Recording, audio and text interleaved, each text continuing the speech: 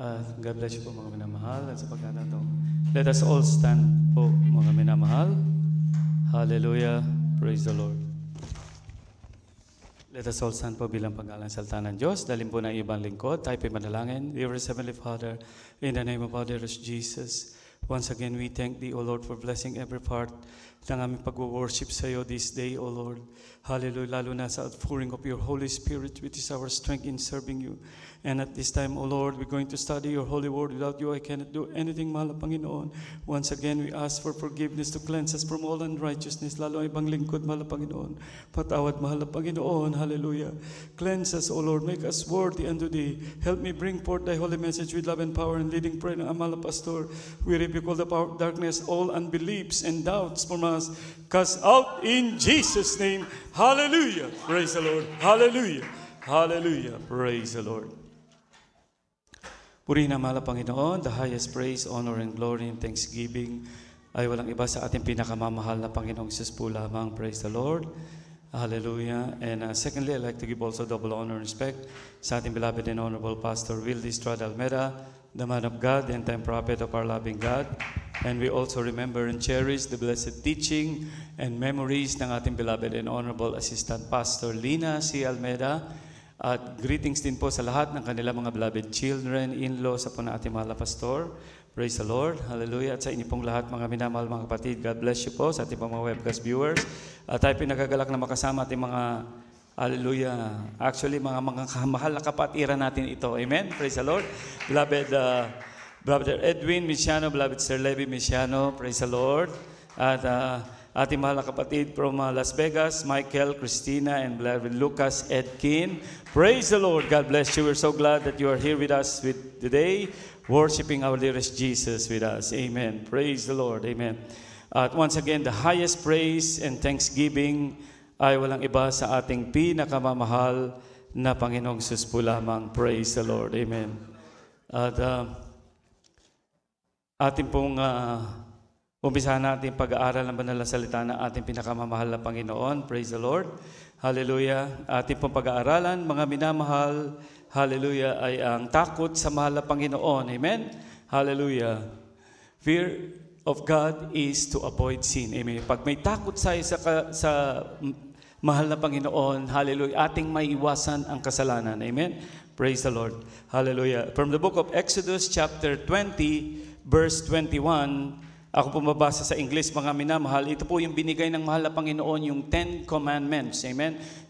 Some of us already read this and we're going to read it again, mga minamahal, for the sake of our beloved brethren, for all of us, mga minamahal, para maging maalaala sa atin. Amen? Kasi yung ibang mga minamahal, praise the Lord, we read the Bible, but so thick, mga minamahal, na mimiss natin yung iba, mga minamahal. So, kaya kailangan talaga, dadalo tayo ng 3 times a week. Amen?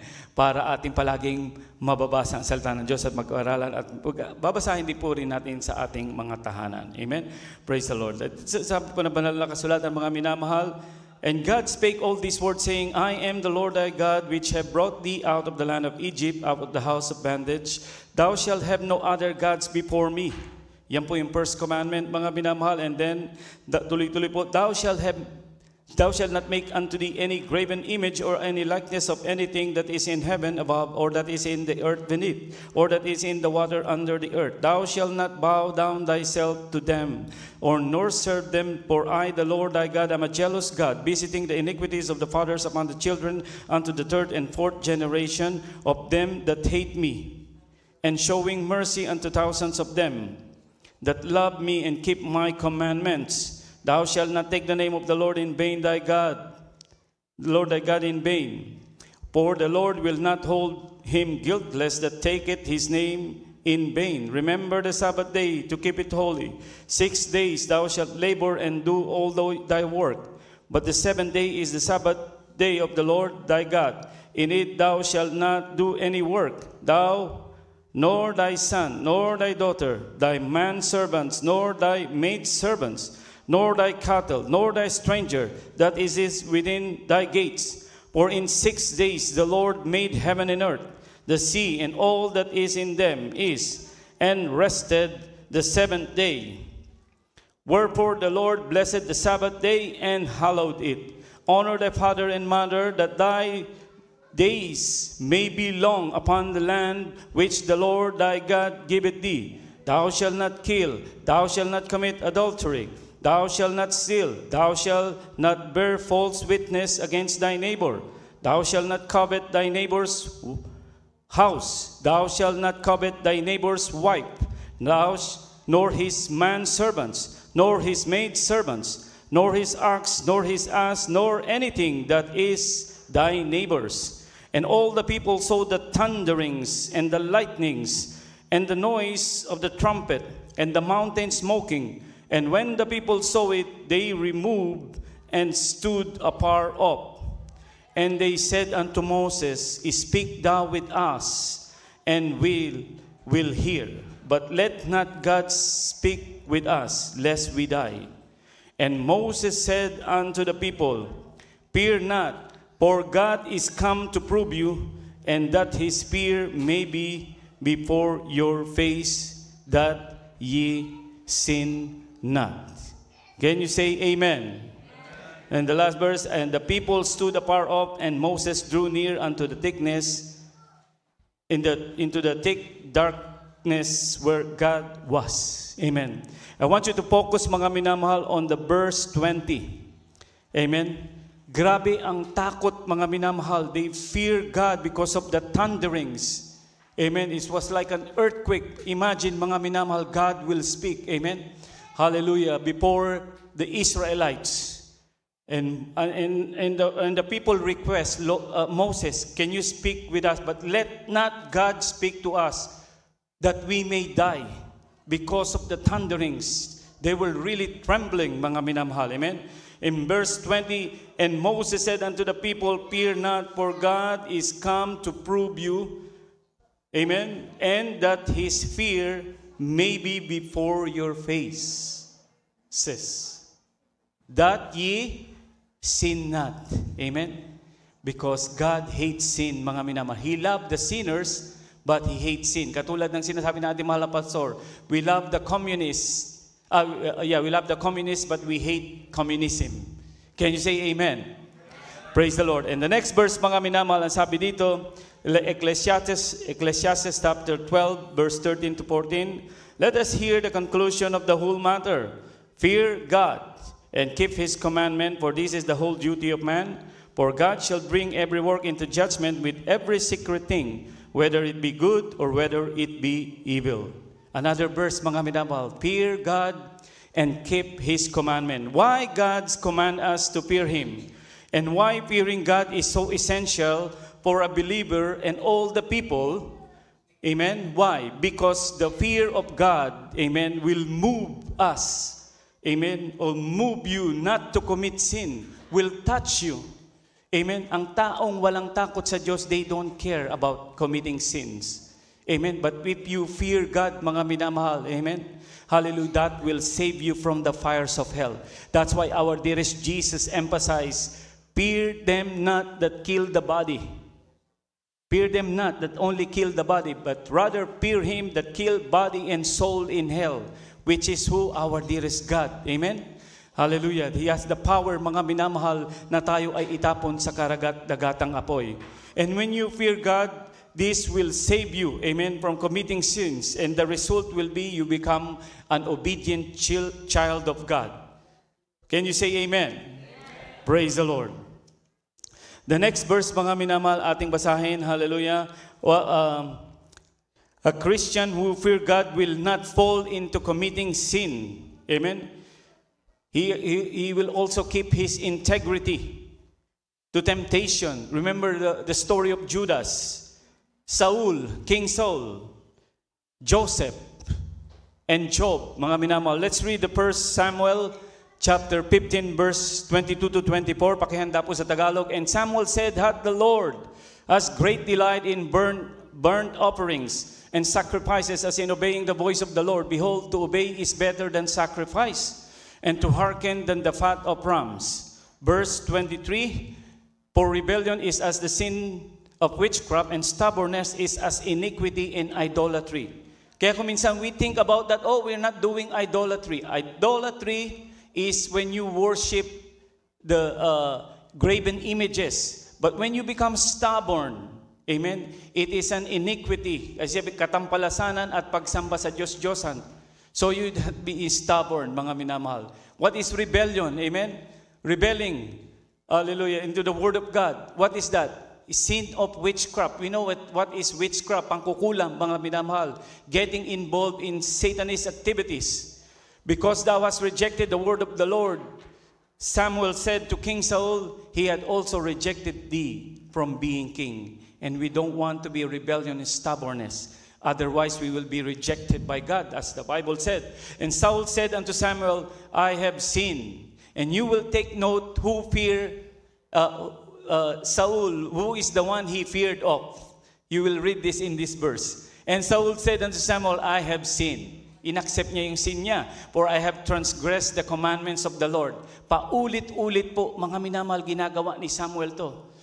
He keeps on doing, repeatedly. And I have transgressed the commandments of the Lord and thy words, because I feared the people and obeyed their voice. Can you say amen? How many of you fear the people? Of course not. Amen. We are a believer. Can you say amen? Can you say amen? Amen. We fear God. We don't fear the people. I remember ating beloved pastor, hallelujah, nung nagkausap siya I shared that one time, mga minamahal, sa Zamboanga, nilulusob ng mga abusayap ang isang city doon, mga minamahal, at isang kapatiran tumawag sa mahal na pastor na perceive our beloved pastor, hallelujah, mga minamahal, napag-alaman niya sa pag-communicate ay natatakot ang ating mahal na kapatid. Sinabi ng mahal na pastor, huwag kayong matakot sa pumapatay ng katawan. Matakot kayo sa Diyos na kaya kayong itapon sa karagat-dagatang apoy. Sabi ng ating mahal na kapatid, tumapang daw siya. Amen? Can you say amen? Praise the Lord. Sa Tagalog po ating basahin.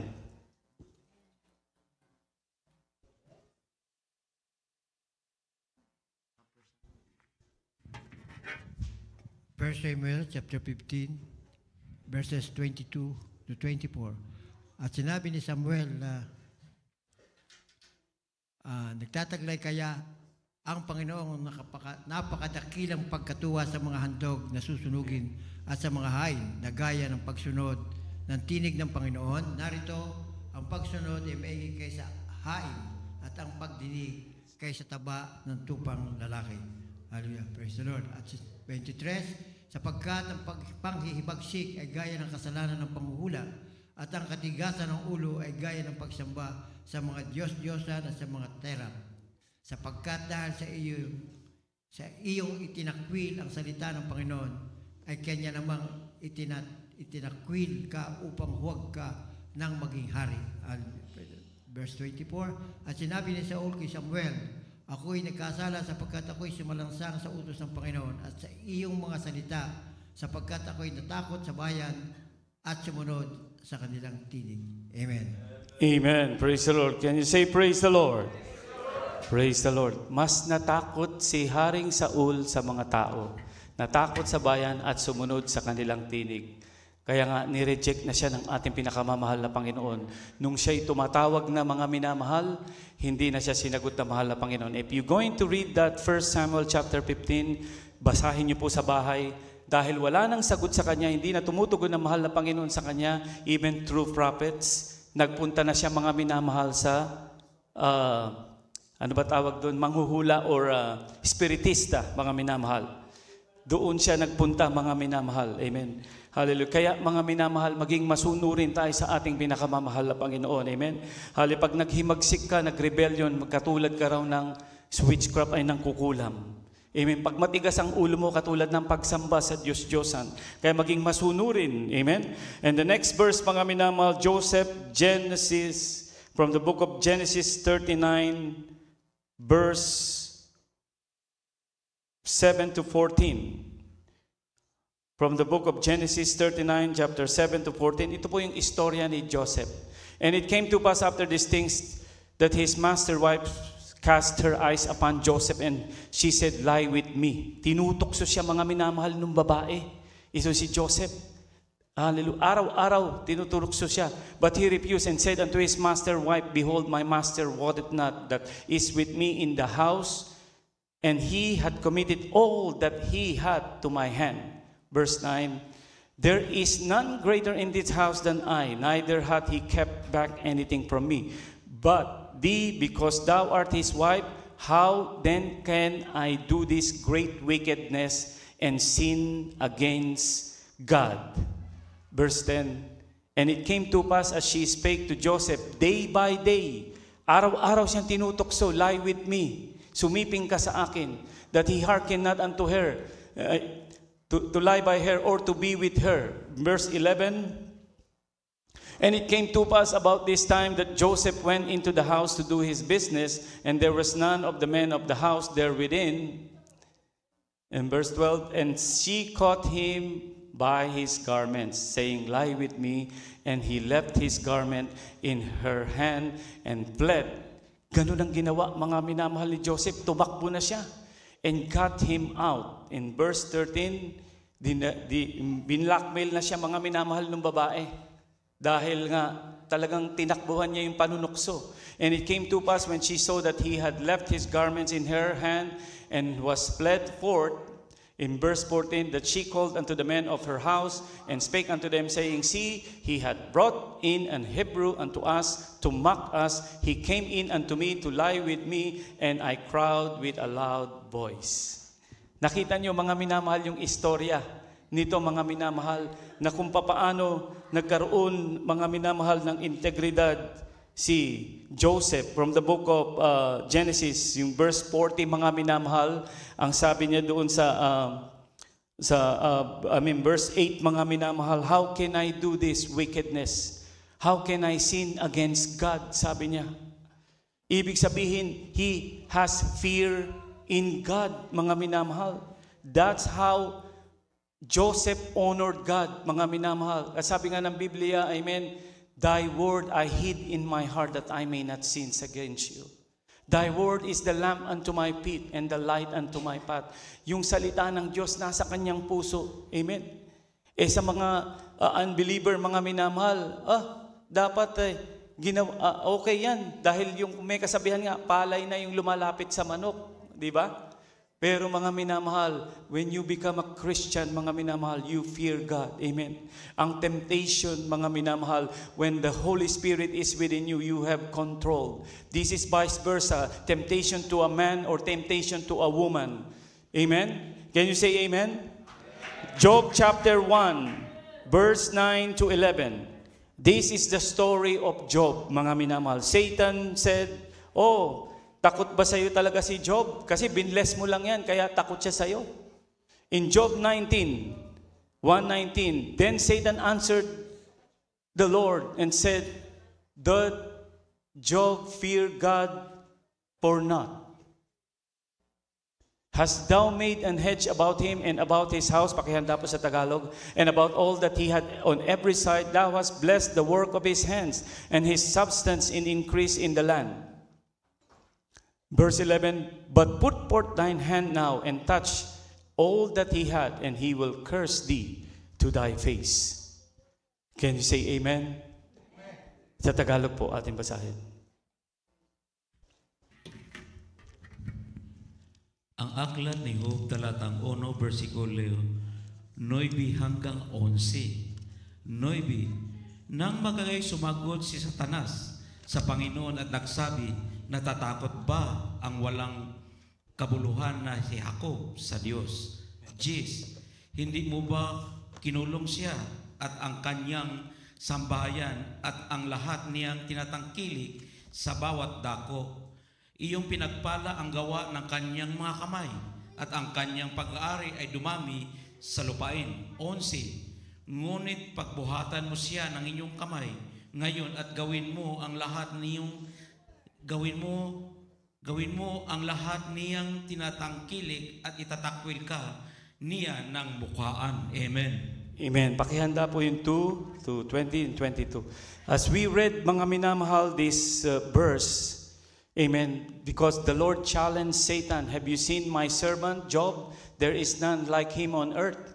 He was full of integrity. He served me. He feared me. But he said, he just feared you because you blessed him. Amen. Take everything that he has, and he will curse thee to thy face. And the book of Job, chapter 2, verse 20 to 22. We will make it short po, mga minamahal. Just read it at home. This is what happened when all his property kinuha, mga minamahal, nanakaw ang kanyang beloved children, mga minamahal, namatay. Nung sila ay nag-celebration sa isang place, mga minamahal, the roof of where they were celebrating, mga minamahal, nag-crash down and bumagsak. Yung po, mga minamahal, ang nangyari, namatay. At lahat ng kanyang property. And Job in verse 220, Job 2,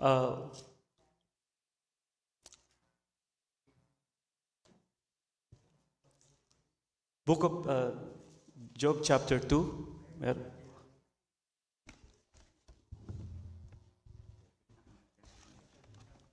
Okay, ang sabi po dito, mga minamahal, the Lord had given, the Lord had taken away. Blessed be the name of the Lord. Can you say amen? Ang nangyari po doon, mga minamahal, ay sinabi ni Job, mga minamahal, kinuha, mga minamahal, ng mga ibang lahi, mga minamahal, yung kanyang mga properties, yung mga kamelyo, all the thing that he has, even his beloved children. But ang ginawa ng mga minamahal ni Job, mga minamahal, he worshiped the Lord.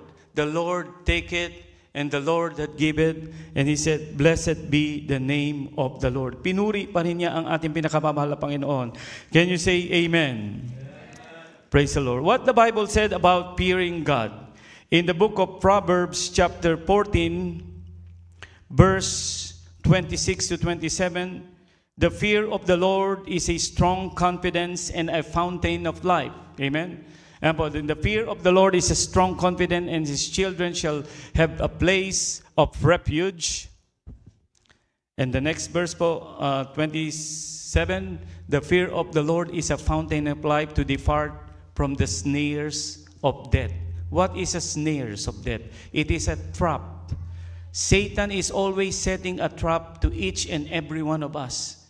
He will look for your weakness. Kung ang weakness mo, mga dati mong bisyo, or the vices that you have is alcohol, he will tempt you to drink back again. Or cigarette, or woman, or vice versa, sa babae ay lalaki. Whatever, mga minamahal, your weaknesses, he will set a snares of death. We know when we committed sins, amen, for the wages of sin is death. Can you say amen? But the gift of God is eternal life. Satan knows that we are heirs of eternal life. Tayo tagapagmana ng buhay na walang hanggan. And they envy us. All those 1/3 angel or 33% ng anghel sa langit, mga minamahal, sumama kay Satanas, nag-rebellion sa mahal na Panginoon, na dati nasa langit sila, ngayon, mga minamahal, nasa impyerno sila. Nandito sila, mga minamahal. Alam nilang malapit na ang kanilang panahon, itatapon na sila. They will be thrown into the lake of fire. And they envy us because we are going to heaven. And heaven is a beautiful place. Can you say amen? What is the fear of the Lord? Fear of the Lord is a fountain of life. The next verse, Psalms chapter 34, verse 9. Those who fear him will lack of nothing. Amen. Psalms chapter 34, verse 39. Oh, fear the Lord, ye saints, for there is no one to them that fear him. No one. Ibig sabihin, mga minamahal, you will lack of nothing. Hindi mo na mangangailangan ng kahit ano pa, mga minamahal. For your satisfaction is our dearest Jesus. You know, mga minamahal, as human, mga minamahal, wala tayong satisfaction. But when we came to know our dearest Jesus, amen, nagkaroon tayo ng contentment. That's why the Bible said, contentment is great gain. Amen? Maraming mga milyonaryo, maraming mayayaman, pero wala silang kasiyahan. Wala silang kapayapaan. Bakit? Wala po, mga minamahal, kasiyahan ng ating flesh. Ang sabi nga ng Biblia, our eyes, mga minamahal, is always one for some more and some more. Kaya nga, when you have contentment, ay, may maganda akong bahay. Kahit sa paningin ng iba'y pangit, maganda ito, bigay na mahal na Panginoon. Ang sasakyan mo, mga minamahal, kahit may kalawang, pasalamat mo sa mahal na Panginoon. Whatever you have, mga minamahal, kapag ka kasi nangarap ka ng mataas na mataas na mataas, ano ang sabi ng Biblia? When you exalted yourself, you will be abased, you will be humbled. Siyang nagpapakataas ay ibabagsak. Amen? The next verse, Proverbs 10:27. It will give you long life, the fear of the Lord. Fear of the Lord prolongeth days, but the years of the wicked shall be shortened. Ang araw ng mga masasama ay maigsi daw. Ngunit ang may takot sa Diyos, amen, ay hahaba ang buhay. From the book of Proverbs 1:7, the fear of the Lord is the beginning of knowledge, but the fools despiseth instruction. Kaya mga minamahal, yung daw mangmang, amen, dinidespise o hinahamak ang instruction. Kaya sabi nga nila, huwag mong payuhan ang mangmang dahil magagalit pa sa'yo. O sawayin mo, mga minamahal. That is what the Bible said.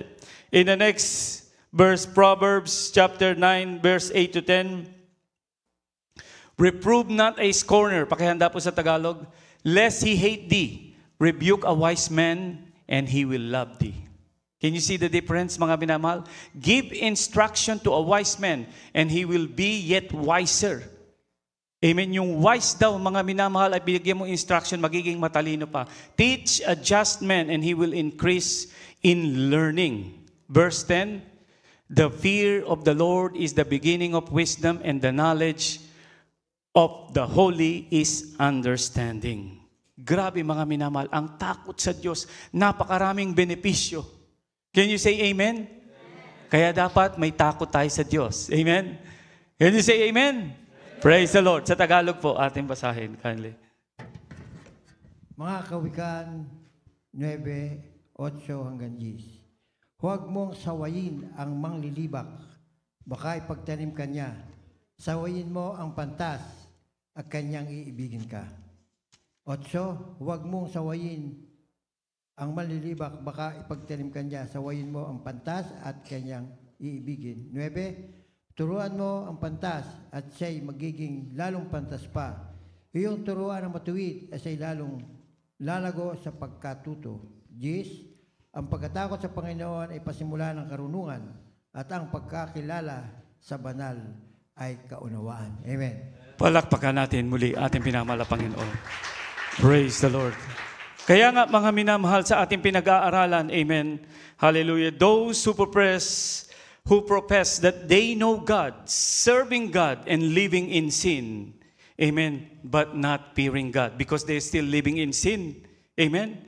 That means you don't fear God and you are guilty of mocking God.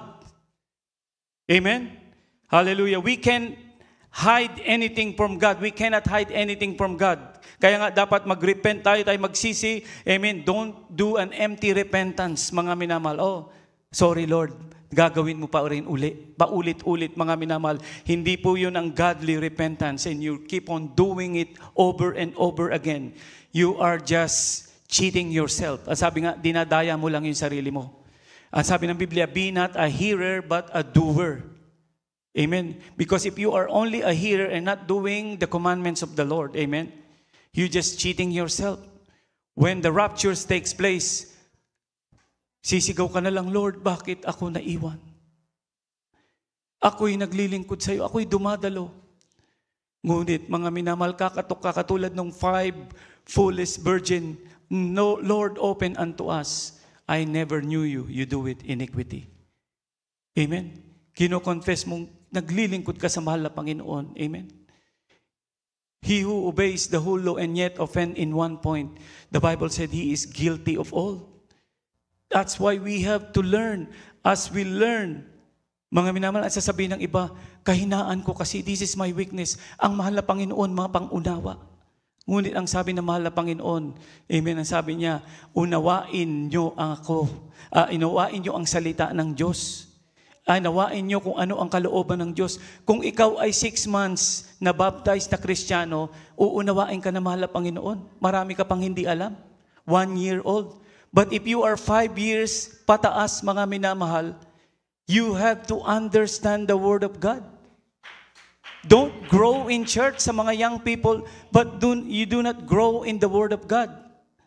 What is happening when the enemy attacks you? You are powerless because you don't have wisdom from the Lord. And you are prayerless. The prayerless Christian is powerless. Remember, all of us, mga minamahal, we don't have any strength at all. We have no match kay Satan, mga minamahal. Matalino si Satanas. We only overcome Satan and his demons, mga minamahal, because when our dear Lord is in us, when the Spirit of the Lord is in us. Kanya nga, ang bili na mahal na Panginoon, He always say, pray, pray, pray, that ye enter not into temptation. Flesh is weak. Flesh like to watch TV, hold your cell phone instead of praying. Ang sabi na mahal na Panginoon, pray, pray, pray. Spirit is willing, but the flesh is weak. Ano ang gusto ng flesh? Puro pleasure, puro relax. Ayaw na mag-ayuno. Mahirap mag-ayuno, maraming pagkain. Pag naamoy mo yung pagkain. But our dearest Jesus said, pray that ye enter not into temptation. You may be physically good. Maganda ang katawan mo. Kunit if you are prayerless Christian, spiritually you are sick Christian. Malnourished ang pagiging Kristiyano mo. Amen. When the enemy attack you, the Bible said, I will liken a man unto obedient man unto a house that builded upon the rock. When the rain hit, mga minamahal, and the wind blow it, he's still standing because it was built upon the rock. Those who obey the word of God. Amen.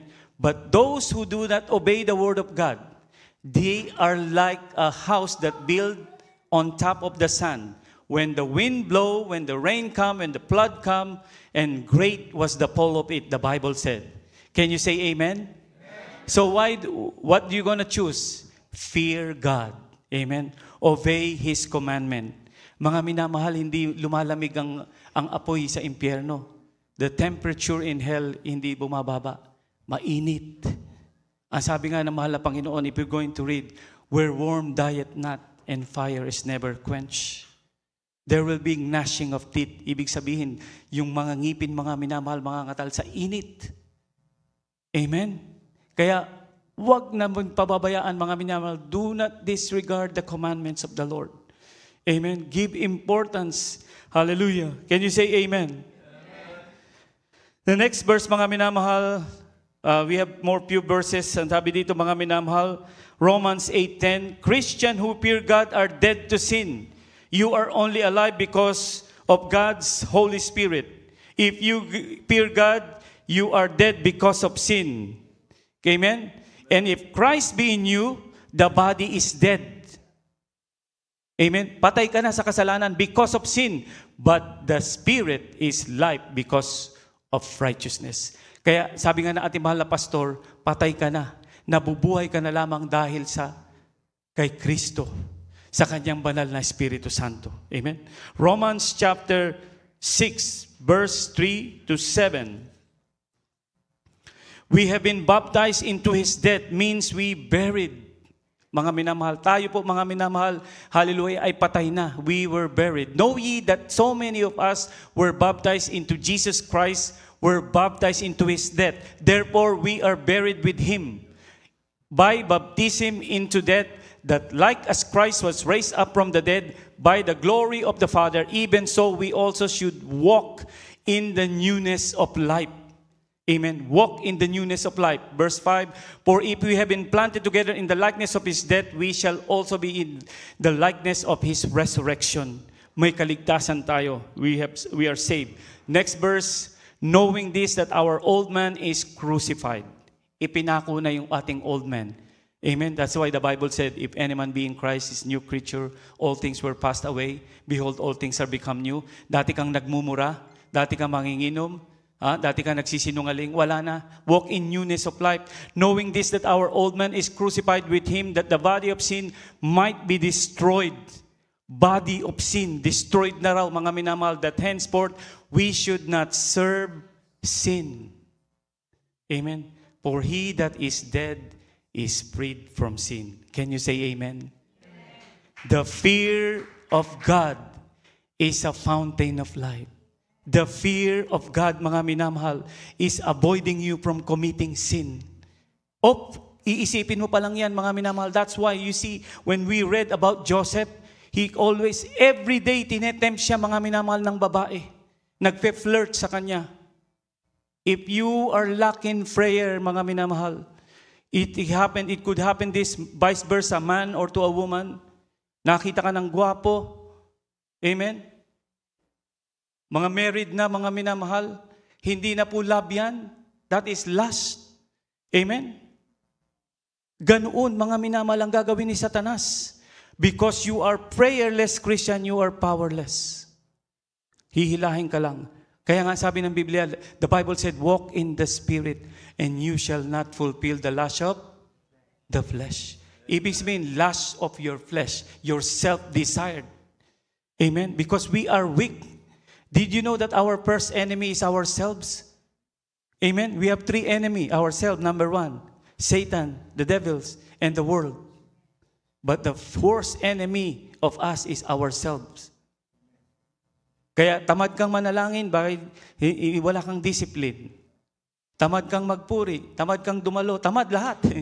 Pero pagka nag-Facebook, pag nag-cellphone, pag nanood ng sine, pag namasyal, active, pag may celebration doon, even though it's raining, they will go. O kainan yan.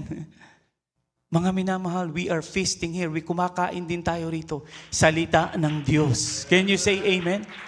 We are eating. We are letting our soul eat. Because Satan knows that when we eat the Word of God, they will become strong. We become strong. Why? Because our strength is from our dear God. Can you say amen? Amen. The next verse, a Christian who fear God, Romans 8:48. Romans 8, chapter 8, verse 4 to 8. A Christian who fear God is spiritually minded. The righteous of the law might be fulfilled in us who walk not after the flesh, but after the Spirit. The Bible said, verse 5, for they that after the flesh do mind. Kristyano ka na pero carnal mind ka pa rin. You do mind the things of the flesh. Ang iniisip mo puro pleasure. But they that after the Spirit, the things of the Spirit. Ay, kailangan magpuri ako, kailangan dumalo ako. Kailangan manalangin ako. I need to pray because the enemy is always attacking me. I've been used in the vineyard. When you being used in the vineyard, lalo kami mga minamahal, we are the number 1 target of the devil. Because the moment when we are crushed, when we are, fallen into the trap of the enemy, hindi na kami makakapagsalita. Mawawalan ka na ng weakness, knowledge. Kaya nga pagka nagpe-pray, magkakaroon ka ng knowledge. Bakit mo, dali pa lang mag-share ng Word of God. Kailangan pala mag-aayuno, magpa-fasting. That's how it is. If you lack in prayer, wala kang anointing, hindi ka makapag-share, takot ka. Amen? Let's continue reading. For to be carnally minded is death, but to be spiritually minded is life and peace. Verse 7, because carnal mind, remember this, carnal mind is enmity against God. Ito mo, nagiging kalaban ka na ng Diyos when you are carnal mind. But unknowingly, umaatin naman ako, umaatin ka, you're still looking on the things that is unpleasing unto the Lord. Many things, mga binamahal, our cellphone could be our friend, it could be our enemy. Amen? Marami ng pornography lumalabas dyan. If you are not careful, you become addicted in any unpleasant things, mga minamahal. Satan is using this. Because carnal mind is enmity against God. You become enemy of God. For it is not subject to the law of God, neither indeed can be. Verse 8. So then they that are in the flesh cannot please God. Ibig sabihin, buhay pa rin yung flesh mo. Yung nabasa natin, we are buried into its baptism. Kaya we walk in the newness of life. But if you are still living in sin, they that are in the flesh cannot please God. Can you say amen? Amen. Can you say amen? Mga minamahal, the Word of God is quick and powerful, sharper than any two-edged sword. I don't know what are you doing in your personal life. But if you're doing a wrong thing, this will be a sword. and it will hit you in your heart. Amen? That means you were touched by God. Repent. Repent. The word of God is quick and powerful, sharper than any two-edged sword, piercing unto the dividing asunder of spirit and soul and of the bones and marrow, even to the bones, tatagos yan, and a discerner of the thoughts and intents of the heart. Amen? Lahat ay hayag sa mahal na Panginoon. Maitatago mo sa tao. You can hide things from your friend, from anybody else, but you cannot hide anything from God. Can you say amen? That's why the Bible said, even though nobody sees you, fear God. Amen? Obey. Paul said, not only in my present, obey, even in my absence. Amen? Obey the word of God. Work out your own salvation. That is in the book of Philippians chapter 2 verse 12. And last verse po, Proverbs chapter 8 verse 13. The fear of God is to hate sin. May takot ka sa Diyos, mga minamahal. Amen. Mamumuhi ka na dahil alam mo that will take you in hell. Wages of sin is death, but the gift of God is eternal life. Proverbs chapter 8 verse 13. Kung mailalagay po, mga minamahal. The fear of the Lord is to hate evil. Pride and arrogancy and the evil way and the proud mouth do I hate. Ang sabi ng ating pinakamahal na Panginoon. Amen? Kaya if you fear the Lord, you will hate evil and sin things. Kaya nga, it is beneficial for us to fear God. That's why the Israelite, Moses, can you speak to us? Not God, lest we die. Baka kami mamatay. Kasi pag nagsasalita ang mahal na Panginoon, yumayanig. Amen? Ang sabi nga ni Moses, amen, huwag kayo mag-alala. Gusto lang na mahal na Panginoon na matakot kayo sa Kanya, so you will sin not. Palakpakan natin ang ating pinamahal na Panginoon. Tayo po'y tumayo, mga minamahal. Hallelujah. Kaya nga, mga minamahal, naway natuto tayo sa salita ng Diyos, mga minamahal. Because if we profess that we serve God, that we know God, amen, and you are doing still the things that is unpleasing to God, not fearing God, you are guilty of mocking God. Ang sabi ng Biblia, God cannot be mocked. Whatever a man soweth, so he shall reap. Kung ano yung iyong itinanim, yun ang aanihin mo. Amen. The devil, number one goal is to destroy every single one of us. Bakit? Gusto niya tayo mapunta sa impyerno sa